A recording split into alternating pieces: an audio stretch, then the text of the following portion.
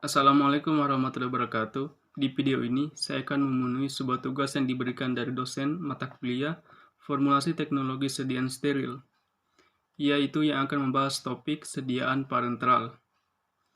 Baik, sebelum ke topiknya, saya perkenalkan diri saya lebih dulu. Perkenalkan, nama saya Sigi Julius Setiawan S. dengan NIM saya F201801093 dari kelas B2 Farmasi. Baik, langsung saya ke topiknya. Kita kembali ke topik, yaitu mengenai sediaan parenteral.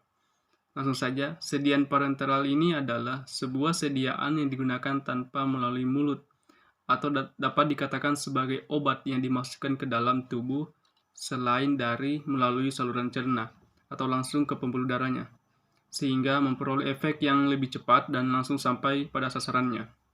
Misalnya itu seperti suntikan atau insulin, atau juga yang biasa disebut sebagai dalam bentuk obat sediaan injeksi. Dan sediaan injeksi ini yang sering digunakan secara parenteral. Injeksi dapat berupa larutan, suspensi, atau emulsi. Injeksi ini adalah sediaan steril berupa larutan, emulsi, suspensi, atau serbuk yang harus dilakukan atau disuspensikan lebih dahulu sebelum digunakan secara parenteral. Suntikannya dengan cara menembus atau merobek jaringan ke dalam atau melalui kulit atau selaput lendir. Waktu mulai dan lamanya pada sediaan obat injeksi ini dapat diatur sesuai dengan bentuk kimia obat yang digunakan, keadaan fisik obat suntik, yaitu berupa larutan atau suspensi, dan juga pembawa yang digunakan.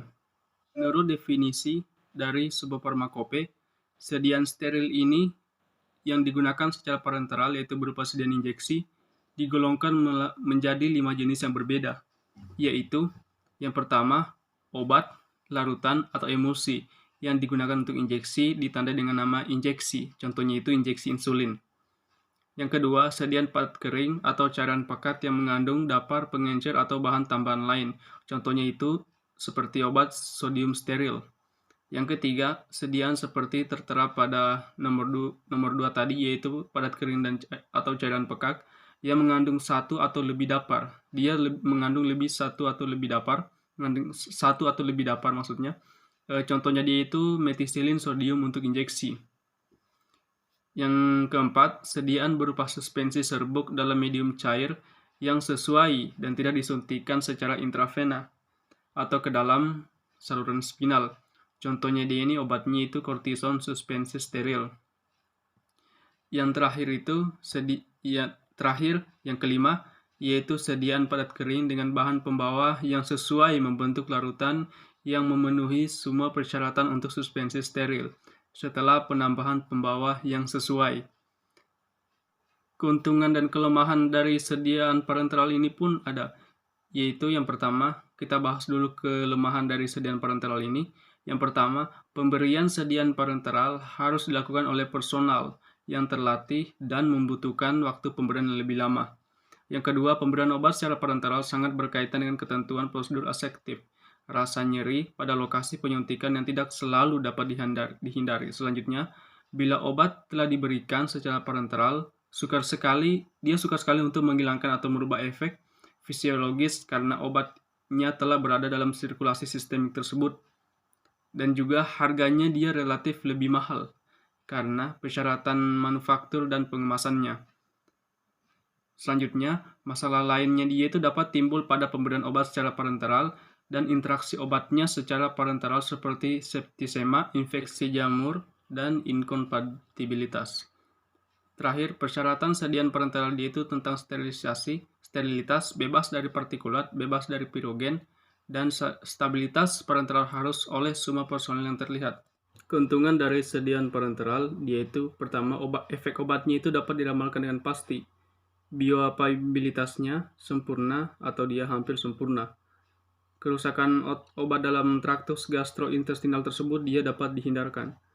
Yang terakhir, obat dapat diberikan kepada penderita yang sedang sakit keras ataupun koma. Persyaratan dari sediaan parenteral ini, yang pertama dia itu harus sesuai antara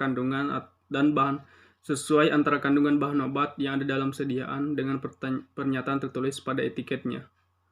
Yang kedua dia itu penggunaan wadahnya itu harus cocok. Yang ketiga, tersatukan tanpa terjadi reaksi. Yang keempat, bebas kuman. Selanjutnya, bebas pirogen. Selanjutnya, isotonis, isohidris, dan bebas partikel melayang. Pemberian pada obat sediaan parenteral ini, yang pertama yaitu melalui subkutan atau di bawah kulit, intramuskular atau ke dalam jaringan otot, contohnya otot paha dan pantat. Yang ketiga itu bisa secara intravena, yaitu langsung disuntikan ke dalam pembuluh darah, intraspinal yang disuntikan dalam sentuhan belakang. Bisa juga peritoneal, yaitu yang dimasukkan ke dalam rongga perut dengan operasi untuk dapat masukkan cairan steril. Juga intraartikular, yaitu ke dalam sendi, disuntikan ke dalam sendi. Intradermal, yaitu yang disuntikan ke dalam kulit. Sediaan parenteral ini dibagi menjadi dua macam, yaitu sediaan parenteral dengan volume kecil. Maksudnya ini diartikan dengan sebagai obat steril yang dikemas dalam wadah di bawah 100 ml. Dan juga sediaan parenteral volume besar. Maksudnya ini sediaan cair steril yang mengandung obat yang dikemas dalam wadah 100 ml atau lebih dan ditujukan untuk manusia. Komposisi pada sediaan parenteral ini dalam sebuah formulasi yaitu ada bahan aktifnya, terus bahan tambahan. Bahan tambahannya terdiri dari antioksidan, ada juga bahan antimikroba atau pengawetnya, ada buffernya, yaitu yang khusus. Buffer ini khusus hanya untuk sediaan injeksi, tapi tidak boleh ditambahkan untuk sediaan infus. Terus ada bahan penghelatnya, ada gas inertnya, sama bahan penambah kelarutannya itu, kelarutan dari persediaan parenteralnya. Ada surfaktan, terus ada bahan pengisotonis, bahan pelindung, dan bahan penyerbuk. Dan juga setelah dari bahan tambahan ada juga sebagai bahan pembawa, yaitu terdiri dari pembawa air, pembawa non-air, dan campuran.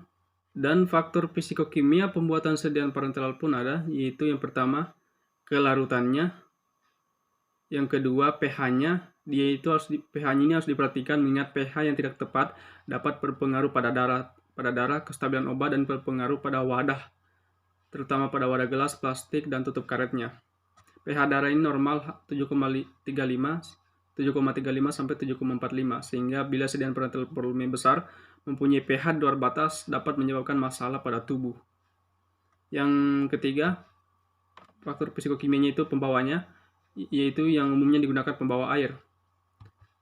Terus cahaya dan suhunya, faktor kemasan dan wadahnya. Dan baik, saya kira itu saja yang bisa saya jelaskan, walaupun sangat singkat, tapi saya jelaskan secara rinci mengenai sediaan parenteral. Mudah-mudahan dapat bermanfaat bagi teman-teman semua atau teman-teman yang lain yang menonton video saya ini. Alhamdulillah, lebih dan kurangnya mohon dimaafkan. Wassalamualaikum warahmatullahi wabarakatuh.